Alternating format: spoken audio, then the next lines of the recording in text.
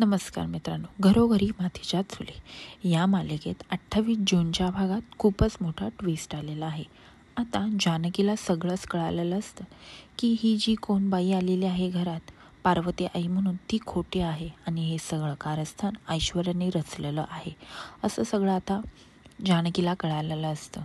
जानकी सगळेजण हॉलमध्ये येतात आणि ती बाई पण हॉलमध्ये असते. तेव्हा ती म्हणते, सुमित्रा, तुझ्या किल्ल्या मला जानकीने माझ्याकडे आणून दिल्या. असं बोलल्यानंतर जानकीला खूप राग येतो आणि जानकी म्हणते, तुम्ही खोटं बोलत आहात.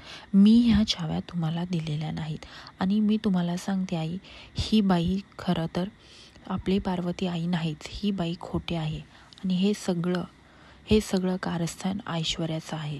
असं बोलल्यानंतर सुमित्राला खूप राग येतो. सुमित्रा म्हणते, तुझं खापर तू माझ्या सुनेवर म्हणजेच ऐश्वर्यावर फोडू नकोस. असं बोलून ती तिच्या कानाखाली मारते आणि म्हणते, गप्प बस, हे सगळं तू घडवलं आहेस. आणि सुमित्रा म्हणते की आज तू सिद्ध केलं आहेस की सुनेला कितीही मुलीसारखी माया लावली तरी ती मुलगी होऊ शकत नाही. आणि हे सगळं बघून आता ऐश्वर्याला खूपच आनंद होत असतो, कारण की खूप मोठा अपमान झालेला असतो जानकीचा. तिला कानाखाली मारलेली असते आणि हे सगळ्याचा आनंद ऐश्वर्याच्या चेहऱ्यावर छान दिसत असतो. ऐश्वर्या मनातल्या मनात खूप हसत असते. आणि आता जानकीला पण सगळं कळलेलं आहे की हे सगळं कारस्थान करणारी व्यक्ती म्हणजे ऐश्वर्या आहे. हे सगळं जे काही घडवून आणलं आहे ते ऐश्वर्याने घडवून आणलं आहे.